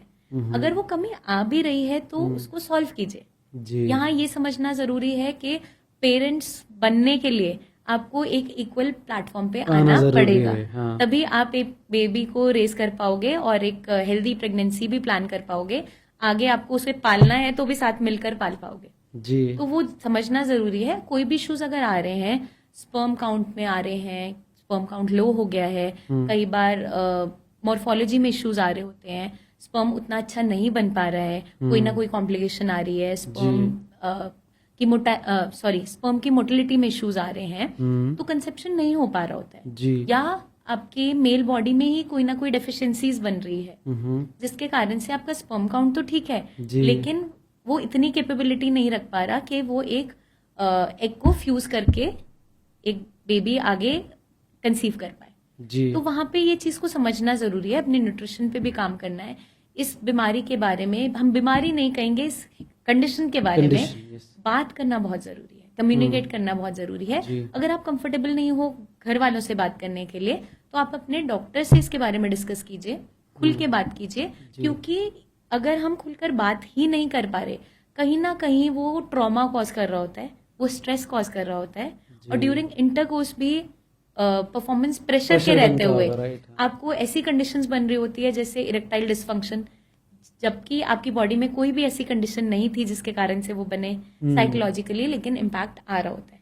तो इसलिए इस इशू को सॉल्व करना बहुत जरूरी हो जाता है। जी स्पर्म की हेल्थ को ठीक करने के लिए कुछ विटामिन्स हो सकते हैं जो लिए जा सकते हैं? हाँ, बिल्कुल लिए जा सकते हैं। सबसे पहले तो आप अपने खाने से चीजों को पूरा कर सकते हो, ठीक है। क्योंकि डाइट एक ऐसी चीज है जो आपके हर एक इशू को सॉल्व भी करती है और लेकर भी आती है ठीक बात परेशानी है। को। जी। अगर हम हेल्दी तरीके से खाना नहीं खा रहे तो वो बीमारी बनाएगी। अगर हम हेल्दी ईटिंग कर रहे हैं, उसमें भी न्यूट्रिएंट्स की कमी नहीं हो रही है, आपकी माइक्रो न्यूट्रिएंट्स भरपूर है, जिंक हो गया, सेलेनियम हो गया, जी या आपका विटामिन डी है, B12 है, बाकी भी बहुत सारे विटामिन है, आयरन है, वो आपकी बॉडी में अगर भरपूर जा रहा है तो आपकी स्पर्म हेल्थ को वो अच्छा रखने वाला है। ठीक। तो आप अपने खाने से पूरा कर सकते हो, जैसे हमने सीड्स का, नट्स का बात किया था, हाँ। या आपका वेजिटेबल्स हो गया, जी। ग्रीन लीफी वेजिटेबल्स है, फ्रूट्स है, फाइबर है, प्रोटीन है, दालें हो गया, हाँ। लेग्यूम्स हो गया। नॉन वेजिटेरियन जो है उसमें चिकन हो सकता है, एग वाइट हो सकता है, या आपका फिश हो सकता है, जितने भी लीन मीट है, लीन प्रोटीन है, वो आप ले सकते हो, चाहे एनिमल ओरिजिन से हो। सबसे इम्पोर्टेंट है आपका गट का हेल्दी होना। हाँ। आप ये सारी चीजें खा भी रहे हो लेकिन एब्जॉर्प्शन अच्छा नहीं हो रहा, हाँ। तो वो टोटली जीरो और वेस्ट। जी आपने खाया सब कुछ, हाँ, अच्छा खाना absorb नहीं हुआ। खाया, लेकिन एब्जॉर्प्शन अच्छा नहीं हो रहा, लिवर अच्छे से फंक्शन नहीं कर रहा। ठीक है। क्यों नहीं कर रहा? क्योंकि हम एडिक्शन को फॉलो कर रहे हैं, या हम ओवरवेट हैं, जी। या हम मोबिलिटी नहीं रख रहे उतनी, तो लिवर के एंजाइम्स उतने अच्छे प्रोड्यूस नहीं हो रहे, ठीक है। और एब्जॉर्प्शन हो ही नहीं रहा जो आप खाना खा रहे हो। तो आपको इश्यूज आते हैं, या तो कॉन्स्टिपेशन बनती है, या लूज मोशन बनती है, या फिर मोशन स्टिकी आती है जो कॉमनली देखने को मिलता है। तो वो सारे आपके माल एब्जॉर्प्शन के साइंस एंड सिम्टम्स होते हैं। तो अगर आपका गट हेल्दी रहेगा, वो कैसे रह सकता है? हाई फाइबर डाइट लेने से, जी और हाइड्रेशन अच्छा रखने से, और होम कुक्ड फूड लेने से। बाहर का आप अवॉइड करो, जी कभी once in a while emergency में खाना पड़ रहा है, या आप कभी बाहर जा रहे हो, that is okay, but regularly habit में मत उसे लेकर। ठीक है। तो अगर आप ये फॉलो करते हो तो डेफिनेटली आपकी जो स्पर्म हेल्थ है वो अच्छी ही रहेगी, क्योंकि आप हेल्दी रहोगे। एक बंदा एक्सरसाइज भी कर रहा है, अच्छी डाइट भी ले रहा है, सब कुछ कर रहा है, इसके बाद भी क्या स्पर्म को बेहतर करने को लेकर उसके साथ कुछ प्रॉब्लम्स हो सकती है? क्योंकि जिस तरह का लाइफस्टाइल आजकल चल रहा है, स्ट्रेस है, और अगर हो सकता है तो उससे बचने के लिए क्या कोई ऑलरेडी कोई मार्केट में ऐसे मेडिकल ट्रीटमेंट या मेडिसिन हैं जो कि लेना चाहिए?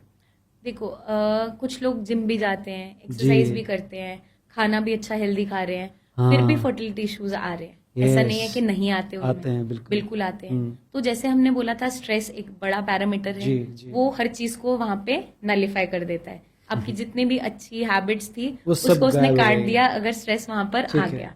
तो सबसे पहले उसको सॉल्व करना जरूरी है। ठीक है। एडिक्शंस हो सकती हैं, उसको अवॉइड करना जरूरी है, जी। क्योंकि उसके रहते हुए कई सारे इश्यूज आ जाते हैं। इवन आफ्टर हेल्दी ईटिंग, आप बहुत अच्छी डाइट फॉलो कर रहे हो तो भी न्यूट्रिएंट्स की कमी कई बार बॉडी में हो रही होती है। जैसे मैंने आपको बताया कि लिवर अच्छे से काम नहीं कर रहा, माल एब्जॉर्प्शन में जा रहा है, जी। तो न्यूट्रिएंट्स एब्जॉर्ब ही नहीं हो पा रहे, तो डाइट में से वो चीज पूरी नहीं हो पा रही होती है। अगर ऐसा कुछ बन रहा है, ये कंडीशन बन रही है, तो गट हेल्थ पे काम करना जरूरी हो जाता ठीक है। है। हम गट हेल्थ पे भी वर्क करते हैं। सीड फिट में हमने बहुत से सप्लीमेंट्स भी लेकर आए हैं जी। इसी चीज को रहते हुए, समझते हुए, क्योंकि हम पेशेंट से जब डील कर रहे होते हैं, बात कर रहे होते हैं, तो उनकी प्रॉब्लम्स के ही सोल्यूशंस हम ढूंढ रहे होते हैं। जी। तो उसके रहते ही हमने सीड फिट को इनोवेट किया और लेकर आए, जी। क्योंकि हमें बहुत सी ऐसी कॉम्प्लिकेशन, परेशानियां देखने सुनने को मिली कि पेशेंट बहुत अच्छे से डाइट फॉलो कर रहा है, न्यूट्रिशन की कमी फिर भी बन रही है। तो अगर ऐसा हो रहा है तो सप्लीमेंटेशन वहां पे मदद करती है। ठीक तो है। आयुर्वेदिक हर्ब्स का अच्छा रोल होता है। कोएंजाइम Q10 है जो हमारे सप्लीमेंट्स के अंदर है, जी। जिंक है, आपके माइक्रो न्यूट्रिएंट्स है, मल्टी मिनरल्स हैं, आपका हर्ब्स हैं जैसे पुत्र जीवक है जो फर्टिलिटी को भी बूस्ट करता है, आपकी जो एग हेल्थ है या आपकी स्पर्म हेल्थ है, दोनों को अच्छा रखता है। जी। ऐसा नहीं है कि सिर्फ मेल पार्टनर्स में, It is in female both. Male दोनों में ही होता है, बट हम स्पेशली अभी मेल की बात कर रहे हैं। जी। तो उनमें उनकी जो स्पर्मेटोजेनेसिस है, जो साइकिल है स्पर्म के बनने की, जी। उसको अच्छा रखता है, हेल्दी रखता है स्पर्म को, उसकी मोटिलिटी पे वर्क करता है। तो वो डेफिनेटली आपको सपोर्ट करता है अगर आपकी हेल्दी ईटिंग के बावजूद भी न्यूट्रिशनल डेफिशिएंसीज बन रही है। अगर कोई कपल जो है फैमिली प्लान कर रहा है, उसके कितने दिनों पहले आपका मेडिकल जो ट्रीटमेंट है अगर वो लेना शुरू करे तो पॉसिबिलिटी बहुत ज्यादा बढ़ जाती है कि वो जल्दी कंसीव कर सकते हैं? बिल्कुल ऐसा रहता है, क्योंकि अगर हम आइडियली भी नॉर्मली बात करते हैं, फीमेल्स को हम फोलिक एसिड लेने के लिए बोलते हैं जी। कि अगर आप अपनी प्रेगनेंसी प्लान कर रहे हो तो आइडियली 3 मंथ्स पहले लेना उसको स्टार्ट करें। शुरू कर दें। तो 3 to 6 मंथ्स प्रायर आप कोई भी सप्लीमेंटेशन है उसको लेना स्टार्ट कर सकते हो। फोलिक एसिड हो गया, या आप हमारे ही सप्लीमेंट्स की अगर हम बात कर रहे हैं, जी। सीड फिट की हम बात कर रहे हैं, तो आपको एटलीस्ट 3 to 6 मंथ्स प्रायर वो स्टार्ट कर देना है, क्योंकि बॉडी के अंदर जो आपका रिजुविनेशन है जी। उसको भरपूर रखने के लिए, आपकी हेल्थ को अच्छा रखने के लिए, आपका एग रिजर्व को मेंटेन करने के लिए, कोई भी हार्मोनल इम्बैलेंस अगर बनना है उसको सॉल्व करने के लिए, या मेल्स में अगर स्पर्म रिलेटेड इश्यूज हैं उसको सॉल्व करने के लिए, वो टाइम फ्रेम अगर हमें मिल जाता है तो आपकी जो कंसेप्शन के चांसेस हैं नेचुरली वो बढ़ते चले जाते हैं। मतलब पॉसिबिलिटी और ज्यादा बढ़ जाती है और इजीली आप अपनी इस जर्नी को एम्ब्रेस कर सकते हो और कंफर्टेबली जो आपका जर्नी है ये निकल जाता है। तो आप ओपीडी में जनरली इस तरह से कपल को साथ में बुलाकर भी कंसल्ट करते हैं, बातचीत करते हैं? बिल्कुल, क्योंकि जैसे मैंने आपको अभी बोला कि सिर्फ एक फीमेल को ट्रीट करना प्रॉब्लम को सॉल्व नहीं करता। हाँ। अगर इश्यूज फीमेल में भी है तो भी मैं प्रेफर ये करती हूँ कि मेल और फीमेल पार्टनर दोनों साथ में आए, क्योंकि उन्हें मिलकर इस जर्नी के लिए रेडी होना है। तो आजकल जैसे हम सुनते हैं ना कि आई एम प्रेग्नेंट, नहीं वी आर प्रेग्नेंट, तो वो सही में लागू होता है। क्योंकि आपको एक अगर अपने पेरेंटहुड की जर्नी को एम्ब्रेस करना है, उसको अच्छे से आगे स्मूथली रन करना है, तो दोनों का इक्वल रोल होना इम्पोर्टेंट है। तो कपल कंसल्टेशन से मुझे बेनिफिट क्या मिलता है कि दोनों की ही डाइट में मैं चेंजेस करवाती हूँ। अच्छा। उनको हम फ्री डाइट प्लान्स भी देते हैं कुछ कंडीशंस में, जहाँ पे अगर ट्रीटमेंट एक पार्टनर का चल रहा है तो दूसरे को भी हम कंसिडर करते हैं, इसलिए क्योंकि दोनों का हेल्दी रहना इंपॉर्टेंट है। और अगर एग हेल्थ अच्छी होगी, स्पर्म हेल्थ अच्छी होगी, उतने ही चांसेस हैं आपका आगे कंसेप्शन अच्छे से होने का, नेचुरली होने का। तो हम इसलिए दोनों को साथ में बुलाकर काउंसिल भी करते हैं, उनके इश्यूज भी सॉल्व करते हैं। बहुत सारे इश्यूज होते हैं वो जिसके बारे में डिस्कस करते हैं, और उसको काफी ज्यादा कॉन्फिडेंशियल भी रखा जाता है कि क्योंकि इस बारे में लोग खुलकर बात नहीं करना चाह रहे होते हैं जी। तो वो बहुत इंपॉर्टेंट हो जाता है। तो उनकी काउंसलिंग बहुत अच्छा रोल प्ले कर जाती है। जहाँ पे सब कुछ हेल्दी होता है वहाँ काउंसलिंग करने से ही और अपना सपोर्ट लगाने से, मेडिसिन का, हर्ब्स का और सप्लीमेंट्स का, आप देखते हो कि रिजल्ट्स बहुत जल्दी देखने को मिल जाते हैं। एंड आई एम श्योर जैसे कि एक लेडी जब प्रेग्नेंट होती है तो उसके लिए तो बहुत सारी चीजें आपने क्या खाना है क्या नहीं खाना है सब कुछ बता दी, लेकिन आप मेल को जब बताते हो ना तो मुझे लगता है फिर वो जब बच्चा हो जाता है उसके बाद उसके साथ जो खेलने के लिए एनर्जी लगती है वो भी तो कहीं ना कहीं मिलती होगी ना वहां उससे। क्योंकि कई बार मुझे अच्छे से याद है कि जब मैं पिता बना था तो मुझे मेरे बॉस ने कहा था कि कि अब तुम्हें और एनर्जी की जरूरत है कि तुमको बच्ची को अपने घुमाना है, खिलाना है, तो दैट ऑल्सो रिक्वायर्स एनर्जी। तो आई एम श्योर जिस तरह से आप एक काउंसिल करते हैं कहीं ना कहीं दोनों के लिए बहुत दोनों के लिए इम्पोर्टेंट इम्पोर्टेंट है, क्योंकि मदर को ब्रेस्ट फीड करना है, हाँ बच्चे को संभालना है, जी। लेकिन रात में अगर वो उठ रहा है, सो के उठ रहा है, तो हाँ। पेरेंट का, फादर Yes, का रोल yes, भी है। yes, yes. तो दोनों का हेल्दी रहना इम्पोर्टेंट है, क्योंकि अगर न्यूट्रिशन की कमी खुद की बॉडी में होगी, आपस में आप लड़ाई करोगे, चिड़चिड़े हो जाओगे, इरिटेबल हो जाओगे, और उस फेज को एंजॉय नहीं कर पाओगे हाँ। जिसके लिए आप इतनी मेहनत कर रहे हो। एक दूसरे पे थोपोगे नहीं कि बस अब हाँ। मैं उठ गई तुम पकड़ो। हाँ, क्योंकि आप उसी के लिए इतना भागे हो, उसी के लिए आप वेट कर रहे हो कितना चीजों के इंतजार लिए, किया है। बट जब वो फेज आता है हाँ। तो उस फेज के लिए हम रेडी नहीं होते, क्योंकि हम ड्रेन हो चुके होते जी हैं। इसलिए दोनों का हेल्दी रहना इम्पोर्टेंट है और एनर्जेटिक रहना इम्पोर्टेंट है, इसलिए डाइट का हेल्दी रखना जरूरी होता है। जी। इसलिए हम दोनों को साथ में काउंसिल करते हैं। थोड़ा सर्कल को वापस घुमाता हूँ, उन सिम्टम्स या सिग्नल्स पर आते हैं जिसके थ्रू हम समझ सकते हैं कि ये कुछ अर्ली साइंस हैं, जिसको समझ सकते हैं कि ये शायद इशारा कर रहे हैं कि फर्टिलिटी इश्यूज हैं, तो कपल को दोनों को तुरंत आपके पास आना चाहिए। जैसा मैंने आपको बताया कि 1 ईयर उन्होंने अगर ट्राई कर लिया, जी। फिर कंसेप्शन नहीं हो पा रहा, तो वो सबसे बड़ा, सबसे पहला साइन तो सबसे वही पहला है। साइन। ठीक बट है। वो पेशेंट को या कपल को पता चलता है 1 साल वेस्ट करने के बाद हम्म, या ट्राई करने के बाद। ठीक है। बट यही अगर आपको लगता है कि इनिशियली 2-3 मंथ्स में कंसेप्शन नहीं हो रहा, या आपको लग रहा है कोई बॉडी में कमी हमें लग रही है, इश्यूज बन रहे हैं, फटीग महसूस हो रहा है, या मूड स्विंग्स है, इरिटेबल हो रहे हैं, या कुछ भी आपको लगता है कि थकावट ज्यादा बन रही है शरीर के अंदर, तो हम वो 1 साल के दौरान ही उस चीजों को कर सकते जी। हैं। ऐसा नहीं है कि हमें 1 साल वेट करने के करना बाद है। ही टेस्ट करवाने हैं। जी अर्ली डायग्नोसिस हमेशा हेल्पफुल होता है आगे की चीजों को प्रिवेंट करने में और सॉल्व करने में। जी तो आप शुरुआत में ही अपने टेस्ट करवा सकते हैं।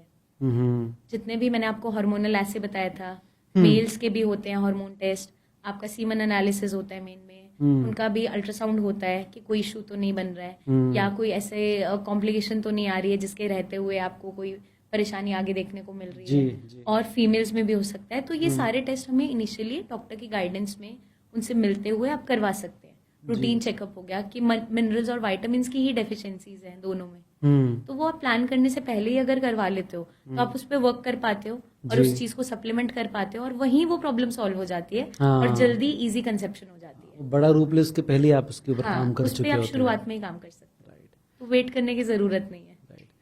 अगर किसी कपल का आपने देखा मिसकैरेज हुआ है, उसके बाद वो वापस अगर प्लान करना चाहते हैं तो डॉक्टर से मिले बिना सीधे प्लान करें या they should visit doctor first? उन्हें डॉक्टर से मिलना जरूरी हो जाता है, क्योंकि मिसकैरेज होने के पीछे क्या कारण रहा है वो रूल आउट करना बहुत जरूरी है। ठीक है। कई बार कुछ ना कुछ ऐसा जेनेटिक डिफेक्ट रहा होता है जिसके कारण से मिसकैरेज हुआ होता है, या फीमेल बॉडी में कुछ ऐसी कमी रही होती है जिसके कारण से मिसकैरेज हो जाता है। जी तो कुछ भी रिस्पॉन्सिबल हो सकता है, कोई इन्फेक्शन होता है जिसके कारण से हो जाता है, तो वो रूल आउट करना जरूरी है कि किस रीजन से हुआ। कई बार वो रीजन रूल आउट भी नहीं हो पा रहा होता है जी कि एग्जैक्टली क्या हुआ था, ठीक बट है। स्टिल अगर हम दोबारा प्लान कर रहे हैं तो डॉक्टर से मिलते हुए, जो आपकी बॉडी में कुछ कमी हो रही है, टेस्ट करवाते हुए, गाइडेंस लेते हुए, उनसे पूछते हुए कि आपकी बॉडी रेडी है अब या नहीं है, तभी आपको दोबारा प्लान करना चाहिए। जल्दबाजी नहीं करनी है, जी क्योंकि कई बार हम चीजों को इग्नोर कर जाते हैं, दोबारा हम जल्दी से ट्राई करते हैं कि अब कंसीव हो जाए, कंसेप्शन हो जाता है, लेकिन फिर मिसकैरेज हो जाता है, क्योंकि फीमेल बॉडी को रिकवर करने का टाइम नहीं मिला। राइट। तो वो थोड़ा सा आपको मेक श्योर करना है कि आप डॉक्टर की गाइडेंस कंसल्टेशन जरूर लें। मेरे पास कुछ क्वेश्चंस हैं, आप बताइए मिथ हैं या फैक्ट हैं। सबसे पहले, प्लास्टिक की बोतल या बंद डिब्बे में अगर कोई चीज आप खाते हैं तो ये फर्टिलिटी इशू क्रिएट करता है? नहीं, डायरेक्टली नहीं, क्योंकि ओवरऑल हेल्थ पे ये इम्पैक्ट दे सकता है, ठीक है। बट अगर हम बोलें कि सिर्फ इसी से फर्टिलिटी इश्यूज होते हैं तो ऐसा नहीं है। जी। तो पैक्ड फूड हमें डेफिनेटली वैसे भी अपनी हेल्थ को अच्छा रखने के लिए अवॉइड ही करना चाहिए, बट ऐसा कोई डायरेक्टली लेना देना नहीं है। ठीक है। कम बॉडी फैट से कंसीव करना आसान होता है? नॉट नेसेसरली, क्योंकि बहुत सी फीमेल्स जो ओवरवेट भी होती हैं या पीसीओडी से सफर कर रही होती हैं, वो भी कंसीव कर पाती हैं। तो ऐसा नहीं है कि सिर्फ ऐसा नहीं है कि सिर्फ बॉडी फैट पे डिपेंडेंट है। आपकी अपीयरेंस मैटर नहीं करती, आपकी फिटनेस मैटर करती है, internally as well as physically. तो फिजिकल अपीयरेंस में जरूरी ये नहीं है कि आप लीन ही हो, बट ओवरऑल आप फिट हो और इंटरनली हेल्दी हो, that is much more important. तो वो इम्पोर्टेंट है।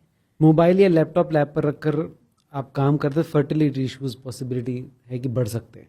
देखो डायरेक्टली तो नहीं होता, बट अगर हम लंबे समय तक उस चीज को कर रहे हैं, उसी एक्टिविटी को फॉलो कर रहे हैं, तो टेस्टिकुलर इश्यूज कई बार मेल्स में देखने को मिल जाते हैं। तो आप कोशिश करो कि आपको लैब पे ऐसे रख के काम ना करना पड़े, क्योंकि पॉस्चरल डिफेक्ट्स भी बनते हैं। तो आप एक छोटा सा टेबल सामने रख सकते हो, उस पर आप एक प्रॉपर पॉस्चर मेंटेन करते हुए काम कर सकते हैं, ताकि आपकी स्पाइन इश्यूज भी ना बने। तो वो चीज का आप ध्यान रख सकते हैं। ओके, मिशनरी पोजीशन कंसीव करने में सबसे ज्यादा हेल्पफुल होती है, ऐसा माना जाता है, ऐसा कुछ आर्टिकल्स में भी दिया जाता है, लेकिन कोई भी पोजीशन जिसमें आप कंफर्टेबल हो और इजीली पेनिट्रेशन हो पा रही है आपकी स्पर्म की एग के साथ फ्यूजन हो पा रही है, वो ही पोजीशन सबसे बेस्ट मानी जाती है फॉर कंसेप्शन, ताकि आपकी नेचुरली कंसेप्शन हो सके। जी। आखिर में एक सवाल, क्योंकि योग हमारे हिंदुस्तान का है, मेडिटेशन हमारे हिंदुस्तान का है, ये किस तरह से हेल्प करता है हेल्दी माइंड हेल्दी बॉडी तैयार करने में, पर कंसीव करने को लेकर या फर्टिलिटी इश्यूज को अवॉइड करने को लेकर? बिल्कुल, जैसे हम ओवरऑल हमने पॉडकास्ट में यही बात की है कि फर्टिलिटी एक पार्ट है आपकी पूरी लाइफ की जर्नी का, जी। लेकिन अकेले वही नहीं है। हाँ, आपकी अगर फिटनेस अच्छी है, ओवरऑल हेल्थ अच्छी है, तो आपको कोई भी बीमारी छूकर निकल जाती है या वहां तक पहुंचती ही नहीं है। राइट। तो फर्टिलिटी भी हमारा जो एक फेज है वो इम्पोर्टेंट इसलिए है कि उस दौरान अगर आपकी बॉडी हेल्दी है तो आप नेचुरली इजिली कंसीव कर पा रहे होते हैं। तो योगा का काफी अच्छा रोल है आपकी मेंटल हेल्थ, फिजिकल हेल्थ को अच्छा रखने में।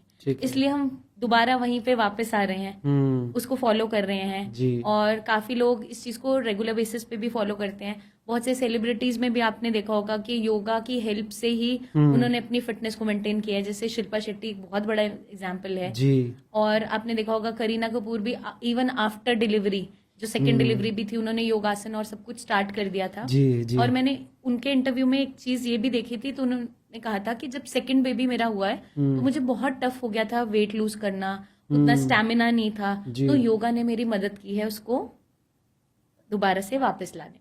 जी। तो इसलिए योगा, क्योंकि आपकी ओवरऑल स्पाइन के कर्वेचर को भी अच्छा रखती है, आपका स्टैमिना अच्छा रहता है, आपकी जो कंसिस्टेंसी है वो बनी रहती है, और कुछ प्राणायाम ऐसे होते हैं जो ब्रीदिंग एक्सरसाइजेस है जो आपकी ओवरऑल रिदम को मेंटेन करके रखते हैं। तो फोकस भी बनता है, मेंटल हेल्थ भी अच्छी रहती है, और स्ट्रेस फ्री आप रहते हैं। तो वो बहुत इंपॉर्टेंट है। दोबारा उस पर वापस अगर इंडिया आया है तो कुछ ना कुछ अच्छे के लिए आया है, क्योंकि वो शुरुआत से ही हमारी मदद करता था और हमें हमारी फिटनेस को मेंटेन करने में हेल्पफुल रहता है। तो डेफिनेटली वो हमें ऐड ऑन करना चाहिए अपनी डेली रूटीन में। Right, thank you very much ma'am यहाँ पर आकर इतनी सारी काम की बात बताने के लिए। और आपने एक चीज़ कही बहुत इंपॉर्टेंट है कि फर्टिलिटी या कंसीव करना ये आपकी लाइफ की साइकिल का एक पार्ट है, लेकिन अगर आप हेल्दी रहते तो सारी चीजें इजीली हो सकती हैं, आपके हर एक बॉडी का फंक्शन अच्छा चलेगा, तो फर्टिलिटी इश्यूज वैसे ही नहीं आएंगे। Right, thank you very much show पर आने के लिए, इतनी सारी काम की बातें शेयर करने के लिए बहुत धन्यवाद।